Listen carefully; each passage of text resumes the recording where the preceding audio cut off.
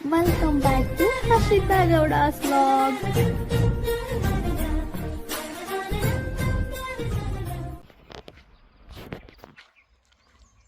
Good morning.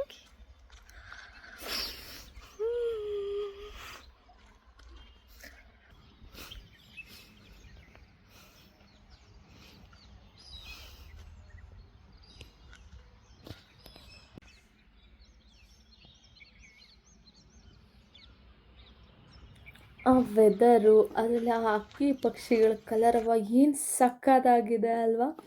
ಹೌದು, ಸಕ್ಕತ್ತಾಗಿದೆ. ಇದೇ ಕಾರಣಕ್ಕೆ ನಾನು ವಿಡಿಯೋ ಮಾಡ್ತಿರೋದು. ಆ್ಯಕ್ಚುಲಿ ಲಾಗ್ ಮಾಡಬೇಕು ಅನ್ನೋ ಐಡಿಯಾ ಏನಿರಲಿಲ್ಲ, ಬಟ್ ವೆದರ್ ತುಂಬ ಚೆನ್ನಾಗಿತ್ತಲ್ಲ ಅಂದ್ಕೊಂಡು ಫೋಟೋ ತೊಗೊಳಕ್ಕೆ ವಿಡಿಯೋ ಮಾಡ್ಕೊಳ್ಳೋಕ್ಕೆ ಅಂತ ಫೋನ್ ತೆಗೆದೆ.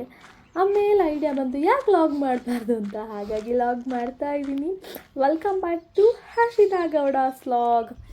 ನಾನೇನೋ ವಾಕ್ ಸ್ಟಾರ್ಟ್ ಮಾಡಿದೆ, ಬಟ್ ಅಷ್ಟೊತ್ತಿಗೆ ಆಗಲೇ ನೋಡಿದ್ರಲ್ಲ ಅದೊಂದು ಕಪ್ಪು ನಾಯಿ ನನ್ನನ್ನೇ ದೂರ ಗುಡ್ಕೊಂಡು ನೋಡ್ತಾ ಇತ್ತು. ಯಾಕೆ ಬೇಕು ಗುರು ಸಹವಾಸ, ತರ್ಕೊಂಡು ಬಂದರೆ ಓಡೋಕ್ಕೂ ಆಗಲ್ಲ, ಅದ್ರ ಜೊತೆ ಕಾಂಪೀಟ್ ಮಾಡೋಕ್ಕಾಗಲ್ಲ. ಹಾಗಾಗಿ ಸೇಫರ್ ಸೈಡ್ ಇರಲಿ ಅಂತ ನಾನೇ ಯೂಟರ್ನ್ ತಗೊಂಡು ಆ ಕಡೆ ಹೊರಟ್ಬಿಟ್ಟೆ.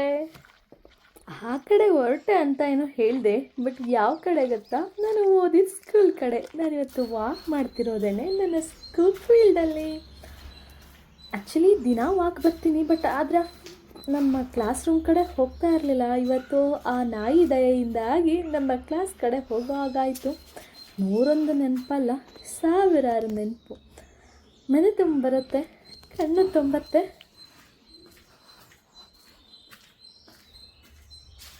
ಹತ್ತನೇ ತರಗತಿ ಅದೆಷ್ಟು ನೆನಪುಗಳು ಆ ರೂಮಲ್ಲಿ ಹಾಗೆ ಉಳಿದ್ಬಿಟ್ಟಿದೆಯೋ, ನಮ್ಮ ಮನಸ್ಸಲ್ಲೂ ಹಾಗೆ ಉಳಿದಿದೆ. ಮುಂಜಾನೆ ಮಾತು, ಥಾಟ್ ಫಾರ್ ದ ಡೇ. ನಾವು ಇದನ್ನು ಶುಭಾಷಿತ ಅಂತ ಬರಿತಾ ಇದ್ವಿ. ಇಷ್ಟೆಲ್ಲ ಇಂಗ್ಲೀಷು ನಾವು ಬರಿತಾ ಇರಲಿಲ್ಲ. ನಾವು ಕನ್ನಡದ ಕಂದಗಳು ಯಾವಾಗಲೇ ಕನ್ನಡದಲ್ಲೇ ಶುಭಾಷಿತ ಅಂತ ಹಾಕ್ಬಿಟ್ಟು ಬರಿತಾ ಇದ್ವಿ. ಕ್ಲಾಸ್ ರೂಮ್ ಒಳಗಡೆ ಶೂಟ್ ಮಾಡೋಣ ಅಂತ ಹೋದೆ, ಬಟ್ ಕತ್ಲೆ ಇತ್ತು, ಏನೂ ಕಾಣಿಸ್ತಾ ಇರಲಿಲ್ಲ. ಬೇಡ, ಹೊರಗಡೆ ಶೂಟ್ ಮಾಡೋಣ ಅಂದ್ಕೊಂಡೆ. 9ನೇ ಕ್ಲಾಸ್.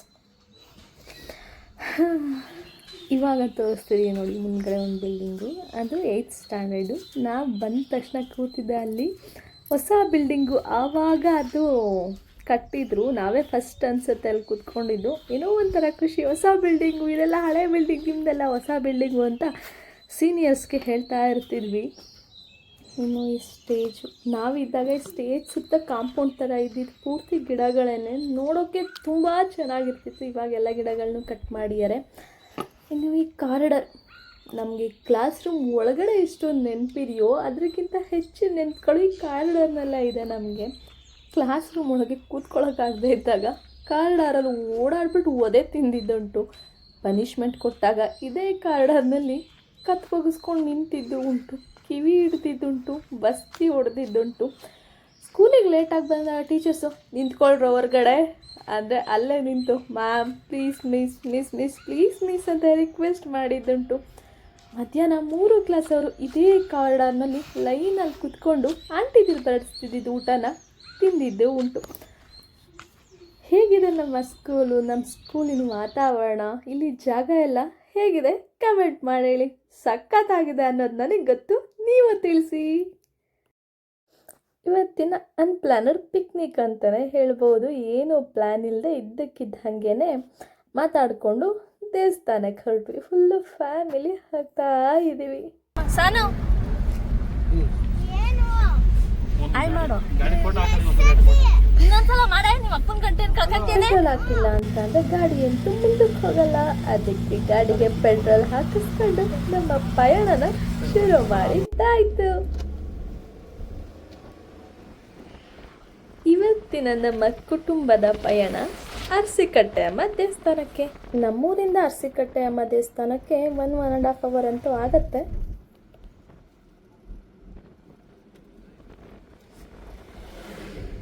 ಫ್ರೆಶ್ ಇರಲ್ಲ ಅಂತನಾ? ಅದು ವೀಕೆಂಡ್ ಅಲ್ವಲ್ಲ.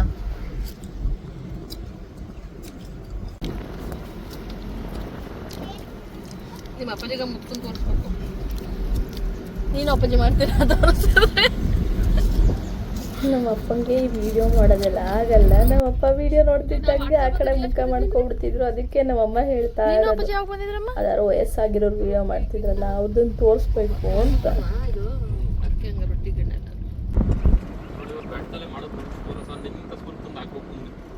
ಆ ಸ್ಕೂಲ್ನ ನೋಡ್ಬಿಟ್ಟು ನಮ್ಮ ಚಿನ್ನಿ, ಅಮ್ಮ ಇದು ನೋಡು ಯಾರೂ ಇಲ್ಲ ಜನಗಳು, ಅಂಥ ಕಡೆ ಸ್ಕೂಲ್ ಮಾಡ್ಕೊಂಡಿದ್ದಾರೆ, ಯಾರು ಆ ಕಡೆ ಈ ಕಡೆ ನೋಡಿದ್ರು ಯಾರೂ ಇಲ್ಲ, ಬೆಟ್ಟ ಗುಡ್ಡಗಳೇ ಇದಾವಲ್ಲ ಅಂತ ಹೇಳ್ತಾ ಇದ್ಲು.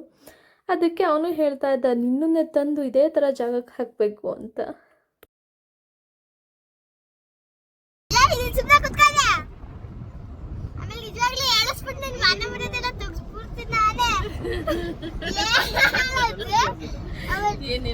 ನಾನು ಚಿಕ್ಕವಳಿದ್ದಾಗ ಮಾಡಿದ ಗಲಾಟೆಗಳು ಕಿತಾಪತಿಗಳನ್ನ ಹೇಳು ಹೇಳು ಅಂತೇಳ್ಬಿಟ್ಟು ನಮ್ಮಮ್ಮಗೆ ಹಿಂಸೆ ಕೊಡ್ತೀಯಾಳೆ.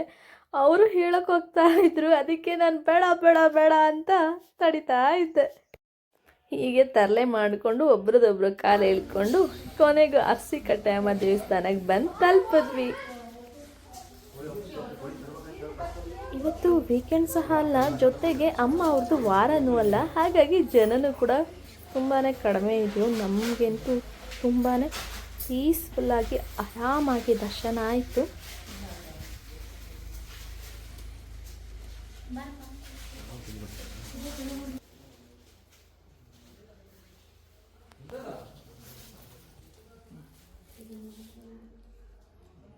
ಒಂದು ಅರ್ಕೆ ಇತ್ತು, ಅದನ್ನು ಕೊಟ್ಟೋಗೋಣ ಅಂತ ಹೇಳ್ಬಿಟ್ಟು ಇವತ್ತು ಬಂದಿದ್ದು.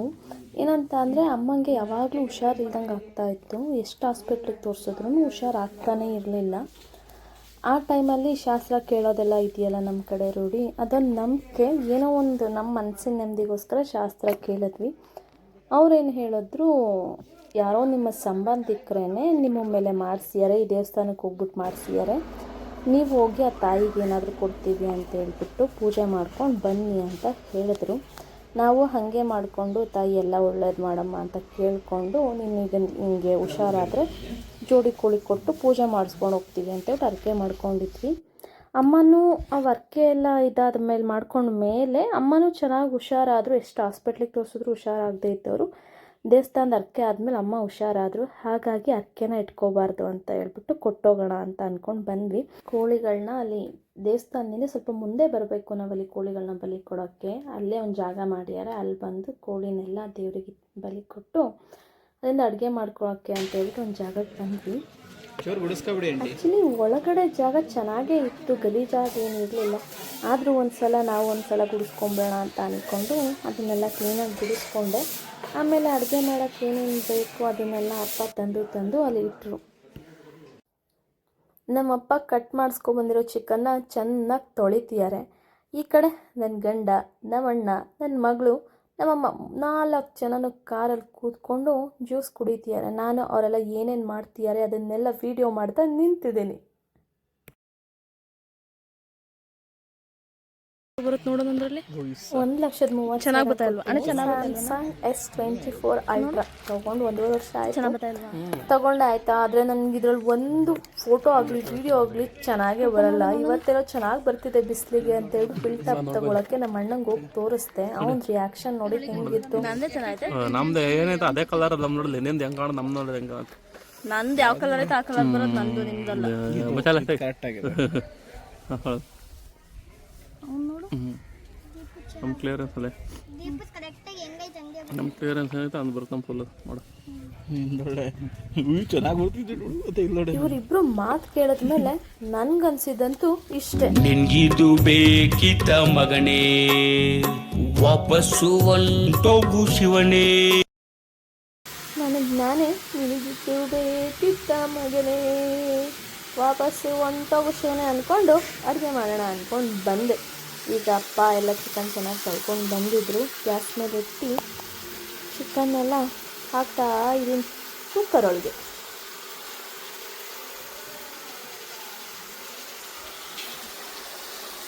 ಚಿಕನ್ನೆಲ್ಲ ಕುಕ್ಕರ್ ಒಳಗೆ ಹಾಕಿದೆ. ಅಷ್ಟೊತ್ತಿಗೆ ಕುಕ್ಕರಿಂದ ಹ್ಯಾಂಡ್ಲುಗಳು ಬಿಸಿ ಆಗಿಬಿಟ್ಟಿತ್ತು, ಮುಟ್ಟಕ್ಕೆ ಆಗ್ತಿರ್ಲಿಲ್ಲ. ಅಪ್ಪ ಅದಕ್ಕೆ ತೊಗೊಬಾ ನೀನು ಮುಟ್ಬೇಡ ಸುಡುತ್ತೆ ಅಂತ ಹೇಳಿ ಅವರೇ ತೊಗೊಂಡು ಮಾಡೋಕ್ಕೆ ಶುರು ಮಾಡಿದ್ರು.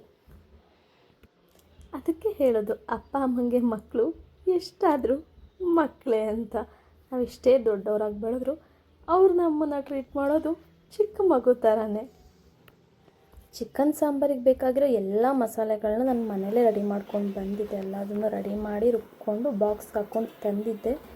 ಇಲ್ಲಿ ಏನೂ ಇಲ್ಲ, ಅಲ್ಲಿ ತಾಯಿಗೆ ಕೋಳಿಗಳನ್ನ ಉಪ್ಪಿಸ್ಕೊಂಡು ಅದನ್ನು ಕಟ್ ಮಾಡಿಸ್ಕೊಂಡು ಕುಕ್ಕರ್ಗೆ ಹಾಕಿ ಆ ಮಸಾಲೆ ಹಾಕಿ ಲಿಡ್ ಕ್ಲೋಸ್ ಮಾಡಿದ್ರೆ ಮುಗ್ದೋಗ್ತಿತ್ತು. ಅಪ್ಪ ಅದನ್ನು ಮಾಡ್ತಾಯಿದ್ರು.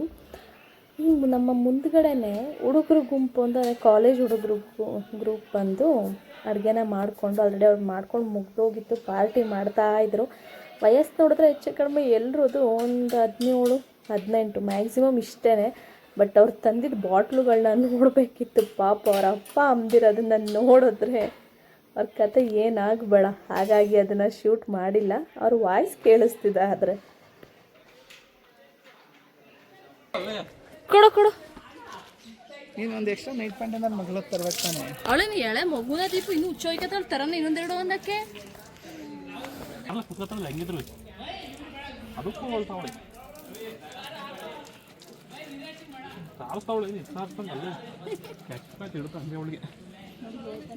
ಅದು ಬಿಡು. ಒಳಗೆ ಕುತ್ಕೊಂಡು ಜ್ಯೂಸ್ ಕುಡಿತಾ ಮೂವಿ ನೋಡ್ತಾ ಇದ್ಲು. ಅದನ್ನ ಹಾಗೆ ಬಟ್ಟೆ ಮೇಲೆ ಚೆಲ್ಕೊಂಡ್ಬಿಟ್ಟು ಎಳೆ ಗೊತ್ತಾದ್ರೆ ಬೈತಾರಲ್ಲ ಅಂತ ಅವಳು ಕೂತಿದ್ದ ಜಾಗದಲ್ಲಿ ಅದನ್ನೇ ಒರೆಸ್ಬಿಟ್ಟು ಎಳೆ ಬಟ್ಟೆಲೇನೆ ಬೈತಾ ಇದ್ವಿ.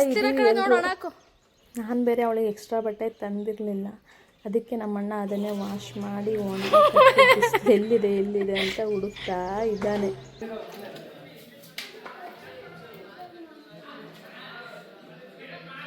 ಬಟ್ಟೆ ಅಂತೂ ತಂದಿರಲಿಲ್ಲ ಅವಳಿಗೆ ಇನ್ನೊಂದು ಜೊತೆ. ಅದಕ್ಕೆ ನಮ್ಮಮ್ಮ ಕಿತ್ಕೊಂಡು ಬಂದು ಅವ್ರ ಅಪ್ಪನ ಹತ್ರ ಪಂಚೆ ಥರ ಉಡಿಸ್ಕೊತಾ ಇದ್ದಾಳೆ. ಅದು ಚೆನ್ನಾಗಿ ಕಾಣಿಸ್ತಿತ್ತು, ಶಾರ್ಟ್ ಮಿಡಿ ಥರ. ನೋಡು ಗಟ್ಟಿ ಫುಲ್ ಗಟ್ಟಿ ಮಾಡ್ಬಿಡ, ಫುಲ್ ತೆಳ್ಳಕ್ಕೂ ಮಾಡ್ಬಿಡ.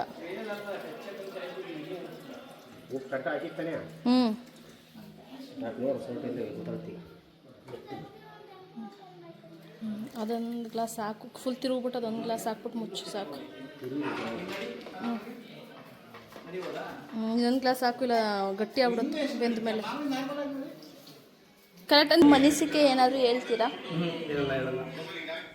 ನಾನು ಅಡುಗೆ ಹೆಂಗೆ ಮಾಡ್ತೀನಿ ಹೇಳೋದು ದೀಪ.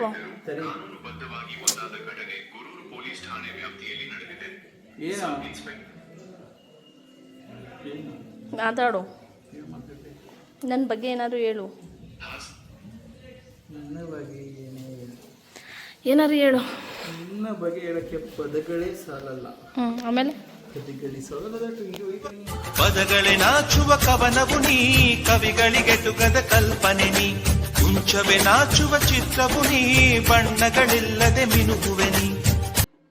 ಅವನು ನನ್ನನ್ನು ಆಡ್ಕೊಳ್ಳೋಕ್ಕೆ ಅಂತಾನೆ ಆ ಮಾತನ್ನು ಹೇಳಿದ್ದು. ಆದರೆ ನಾವು ಗೊತ್ತಲ್ಲ, ಕೆಟ್ಟದ್ರಲ್ಲೂ ಒಳ್ಳೆಯದನ್ನು ಹುಡ್ಕೊಳ್ಳೋ ಅಂತ ಸದ್ಗುಣವಂತರು. ಅದಕ್ಕೆ ಈ ಥರ ಸಾಂಗು. ಆ ಕಡೆ ಸಾಂಬಾರು ರೆಡಿ ಆಯಿತು. ಅದರದಲ್ಲಿಟ್ಟನ್ನು ಮುಚ್ಚಿ ಇನ್ನೇನು ಕೆಲಸ ಅಂತ ಅಲ್ಲೆಲ್ಲ ಕಾರಲ್ಲಿ ಕೂತಿದ್ರಲ್ಲ ಅಲ್ಲಿಗೆ ಹೋಗೋಣ ಅಂತ ಹೇಳ್ಬಿಟ್ಟು ಹೋದೆ. ಅಲ್ಲಿ ನಮ್ಮಮ್ಮ, ನಮ್ಮಣ್ಣ, ನನ್ನ ಮಗಳು ಎಲ್ಲರೂ ಮೊಬೈಲಲ್ಲಿ ಮೂವಿ ಹಾಕ್ಕೊಂಡು ನೋಡ್ತಾ ಕೂತಿದ್ರು. ಈ ಖುಷಿ ಹೊತ್ತಾಗ ಯಾಕೆ ಅವ್ರ ಮಾತು ನನ್ನ ಮನಸ್ಸಿಗೆ ಹಚ್ಕೊಂಡಿಲ್ಲ. ಅದೇ ಗ್ಯಾಪಲ್ಲಿ ನನ್ನ ಮಗಳ ಜೊತೆ ಒಂದು ರೀಲ್ಸ್ನು ಮಾಡಿಸಿದ್ದಾಯ್ತು. ಆ್ಯಕ್ಚುಲಿ ಫಸ್ಟ್ ಟೈಮ್ ಅವ್ರ ಮಾಮನ ಜೊತೆ ಒಂದು ರೀಲ್ ಮಾಡ್ತಿದ್ದಾಳೆ. ಅಷ್ಟೊತ್ತಿಗೆ ಅಡುಗೆ ಎಲ್ಲ ಪೂರ್ತಿಯಾಗಿ ರೆಡಿ ಆಗಿತ್ತು. ದೇವರಿಗೆ ಅದನ್ನು ತಲೆಗೆ ಕೊಟ್ಕೊಂಬರೋಣ ಅಂತ ಹೇಳ್ಬಿಟ್ಟು ಇದು ಮಾಡ್ತೀನಿ. ಬರುತ್ತೆ ಇಲ್ವಾ ಅಮ್ಮ ಕಾಲ್ ತಗೊಂಡು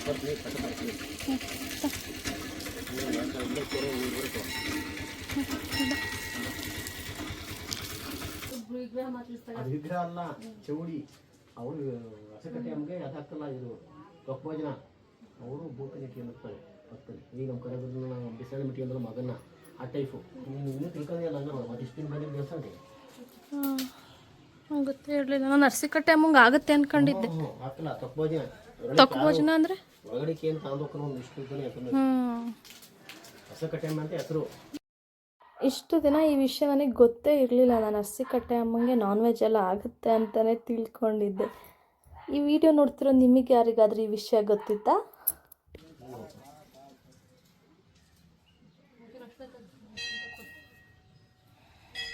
ಹುಷಾರು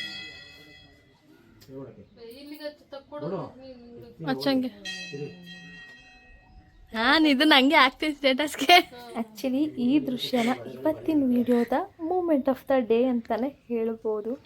ನಾನು ಇದುವರೆಗೂ ಅಪ್ಪ ಅಮ್ಮ ಹಿಂಗೆ ಹೊರಗಡೆ ಬಂದಿದ್ದನ್ನು ನೋಡಿದ್ದೆ ಕಡಿಮೆ. ಬಟ್ ಇವತ್ತು ಇಬ್ಬರು ತುಂಬಾ ಖುಷಿಯಾಗಿದ್ದರು. ನನಗೂ ನೋಡಿ ಏನೋ ಒಂಥರ ಖುಷಿಯಾಯಿತು. ನಾವು 3 ಜನನೂ ಅಲ್ಲೋಗಿ ತಳಗೆ ಎಲ್ಲ ಕೊಡ್ಕೊಂಡು ವಾಪಸ್ ಬರೋದ್ರೊಳಗೆ ನಮ್ಮ ಅಣ್ಣ ಚೆನ್ನಾಗಿ ನಿದ್ದೆ ಹೊಡಿತಿದ್ದ. ಅಪ್ಪ ಮಗಳು ಇಬ್ಬರು ಕೂತ್ಕೊಂಡು ಲೂಡೋ ಆಡಿ ಟೈಮ್ ಪಾಸ್ ಮಾಡ್ತಾ ಇದ್ದರು. ಕೊನೆಗೆ ಎಲ್ಲರೂ ಕೂತ್ಕೊಂಡು ಆರಾಮಾಗಿ ಊಟ ಮಾಡಿ, ನಾನು ನಮ್ಮ ಅಣ್ಣನ ಜೊತೆ ಕೂತ್ಕೊಂಡು ಊಟ ಮಾಡ್ತಿದ್ದೆ. ನನ್ನ ಮಗಳು ಅವ್ರ ಅಪ್ಪನ ಜೊತೆ ಕೂತ್ಕೊಂಡು ಊಟ ಮಾಡ್ತಿದ್ಲು. ನಮ್ಮ ಅಪ್ಪ ಒಬ್ಬರೇ ಕೂತ್ಕೊಂಡು ಊಟ ಮಾಡ್ತಾಯಿದ್ರು. ಇನ್ನು ನಮ್ಮಮ್ಮ ನಾನ್ ವೆಜ್ ತಿನ್ನಲ್ಲ, ಅವರು ಆ ಕಡೆ ಕೂತ್ಕೊಂಡು ಮೊಸರನ್ನ ತಿಂತಾಯಿದ್ರು. ಈ ವಿಡಿಯೋ ಮಾಡಿರೋದು ಅವರೇ. ಎಲ್ರದ್ದು ಊಟ ಆಯಿತು. ನಾನು ಅಲ್ಲಿರೋದನ್ನೆಲ್ಲ ತೆಗೆದು ಕಾರಿಗೆ ತುಂಬ್ತಾ ಇದ್ದೆ. ಅಪ್ಪ ಆ ಕಡೆ ನಾನೇ ಪಾತ್ರೆ ತೊಳಿತೀನಿ ತಗೋಬಾ, ನಿಂಗಲ್ಲಿ ಕುತ್ಕೊಂಡು ತೊಳೆಯೋಕ್ಕಾಗಲ್ಲ ಅಂತ ಅಪ್ಪ ಅಲ್ಲಿ ಪಾತ್ರೆ ತೊಳಿತಾ ಕೂತಿದ್ರು.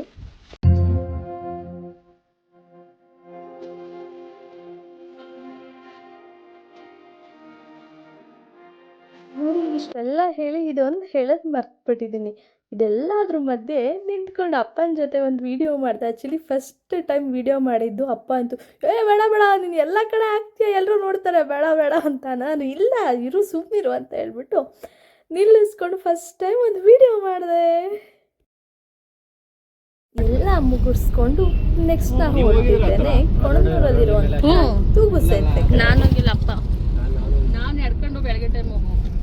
ನಿಮ್ಮೂರಿಂದ ನಡ್ಕೊಂಡು ಹೋಗು. ನಾವು ನಮ್ಮೂರು ಎತ್ತಿನಗಾಡಿ ಕಡ್ದು ಹೊಸಳ್ಳಿ ಅದೇನದು ಕಡ್ಗ ರಾಮನಾಥ್ಪುರನೇನು ಅಲ್ಲಿ ಮುಂದೆ ಕಡ್ದು ಹೊಸಳ್ಳಿ ಮೇಲಾಶಿ ಅರನಹಳ್ಳಿ ಮೇಲಾಶಿ ನಾಶಿ ಹೋಗೋದು. ಎಲ್ಲರೂ ಅವರ ಫ್ಲ್ಯಾಶ್ ಬ್ಯಾಕ್ ಹೇಳ್ತಾ ಕೂತಿದ್ದಾರೆ.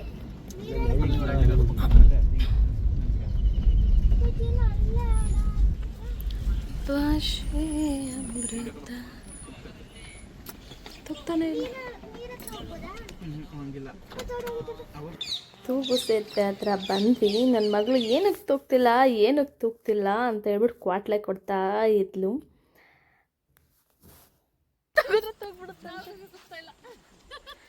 ಅದು ತೂಕದ ಮನುಷ್ಯ ನಮ್ಮ ದೀಪು.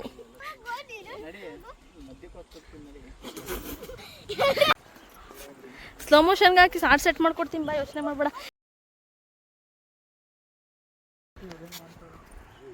ಇಲ್ಲಿ ನೋಡಪ್ಪ, ಸ್ಮೈಲ್ ಮಾಡಪ್ಪ ಹಂಗೆ ಒಂಚೂರ.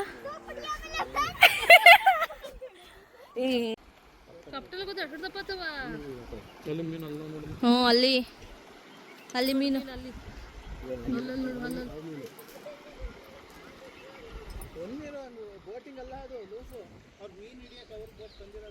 ಏನಂದರೆ ನಾವು ಇಲ್ಲಿಗೆ ಬಿಸಿಲು ಟೈಮಲ್ಲಿ ಬಂದ್ಬಿಟ್ಟಿದ್ವಿ. ನಾವು ಹೋದಾಗ ಬಿಸಿಲಿತ್ತು, ಹಾಗಾಗಿ ಅಷ್ಟು ಎಫೆಕ್ಟಿವ್ ಅಂತ ಅನ್ನಿಸ್ಲಿಲ್ಲ. ಬಟ್ ಪ್ಲೇಸ್ ಮಾತ್ರ ತುಂಬ ಚೆನ್ನಾಗಿದೆ. ಈವ್ನಿಂಗ್ ಒಂದು 5 ಮತ್ತು ಮಾರ್ನಿಂಗಲ್ಲಿ ಹೋದರೆ ಸಕ್ಕತ್ತಾಗಿ ಕಾಣ್ತಿರುತ್ತೆ. ಈಗಲೂ ಚೆನ್ನಾಗಿ ಕಾಣಿಸ್ತಿತ್ತು, ಬಟ್ ಇಲ್ಲಿ ಮೊಬೈಲಲ್ಲಿ ಗೊತ್ತಾಗ್ತಾ ಇಲ್ಲ. ಅಲ್ಲಂತೂ ತುಂಬ ಬಿಸಿಲಿತ್ತು, ತುಂಬ ಹೊತ್ತಲ್ಲಿ ನಿಲ್ಲಕ್ಕಾಗ್ತಿರ್ಲಿಲ್ಲ. ಈವ್ನಿಂಗ್ ಟೈಮಲ್ಲಿ ಹೋದರೆ ಸಕ್ಕತ್ತಾಗಿರುತ್ತೆ. ಅಲ್ಲೆಲ್ಲ ಫೋಟೋ ಶೂಟ್ ಆಯಿತು, ರೀಲ್ಸ್ ಮಾಡಿದ್ದಾಯಿತು. ಅಲ್ಲಿಂದ ಹೊರಟ್ವಿ. ನಮ್ಮಮ್ಮ ಆರಾಮಾಗಿ ಕಾರಲ್ಲಿ ಮಲ್ಕೊಂಡು ನಿದ್ದೆ ಮಾಡ್ಕೊಂಡು ಬಂದರು. ನಾವು ಹೀಗೆ ಮಾತಾಡ್ಕೊಂಡು ಟೈಮ್ ಪಾಸ್ ಮಾಡ್ಕೊಂಡು ಬಂದ್ವಿ. ಕೊನೆಗೂ ಹಾಸನಿಗೆ ಬರೋದ್ರೊಳಗೆ ಆಗಿತ್ತು, ಒಂದು 6 ಆಗಿತ್ತು. ಅಲ್ಲಿಂದ ಬಂದವರು ಮತ್ತೆ ಮನೆಗೆ ಹೋಗದೆ ಶಾಪಿಂಗ್ ಅಂತ ಹೋದ್ವಿ. ಅಲ್ಲಿ ನಮ್ಮ ಅಣ್ಣಂಗೆ ಸ್ವಲ್ಪ ಡೈಲಿ ಯೂಸ್ ಟೀ ಶರ್ಟ್ಸ್ ತೊಗೋಬೇಕಿತ್ತು. ಅವ್ನು ಟೀ ಶರ್ಟ್ಸ್ ತೊಗೊಂಡ. ನಾವು ಮನೆಗೆ ಸ್ವಲ್ಪ ಏನೇನೋ ಐಟಮ್ಸ್ಗಳನ್ನ ತೊಗೋಬೇಕಿತ್ತು. ಅದನ್ನೆಲ್ಲ ಪರ್ಚೇಸ್ ಮಾಡಿಕೊಂಡು ಆಮೇನಂದ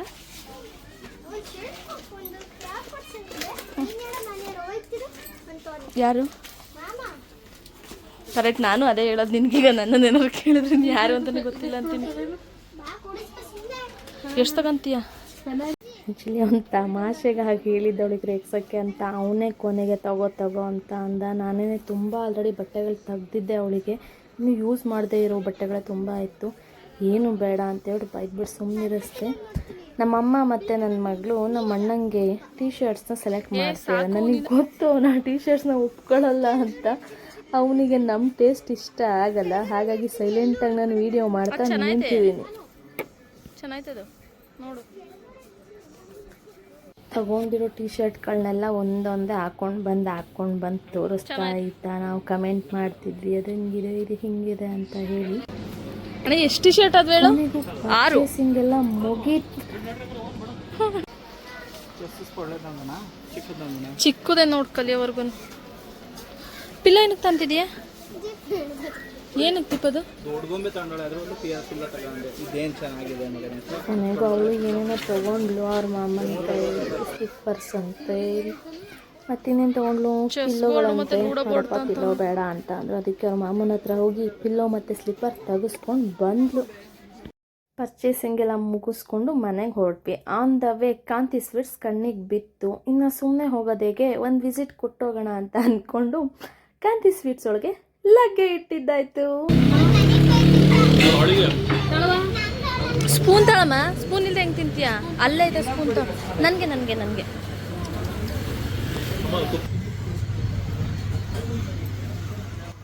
ಇಲ್ಲಿಯ ಸ್ಪೆಷಲ್ ಬಾದಾಮ್ ಮಿಲ್ಕ್ ಚೆನ್ನಾಗಿರುತ್ತೆ. ಯಾರಿಗೆ ಯಾವ ಸ್ವೀಟ್ಗಳಿಷ್ಟ ಆ ಸ್ವೀಟ್ಗಳನ್ನ ಆರ್ಡ್ರ್ ಮಾಡ್ಕೊಂಡು ತಿಂದ್ವಿ. ಆ ಸ್ವೀಟ್ಗಳಷ್ಟೇ ಸ್ವೀಟ್ ಆಗಿತ್ತು ಇವತ್ತಿನ ಈ ನನ್ನ ದಿನ. ಇಲ್ಲಿಗೆ ಈ ಲಾಗ್ನ ಮುಗಿಸ್ತಾ ಇದ್ದೀನಿ. ನೆಕ್ಸ್ಟ್ ಲಾಗಲ್ಲಿ ನಿಮಗೆ ಸಿಗ್ತೀನಿ. ಯಾರಿಗೆಲ್ಲ ಈ ಲಾಗ್ ಇಷ್ಟ ಆಗಿದೆ ದಯವಿಟ್ಟು ಒಂದು ಲೈಕ್ ಮಾಡಿ, ಹಾಗೆ ನನ್ನ ಚಾನಲ್ನ ಸಬ್ಸ್ಕ್ರೈಬ್ ಮಾಡಿ. ಓಕೆ, ಬಾಯ್ ಬಾಯ್.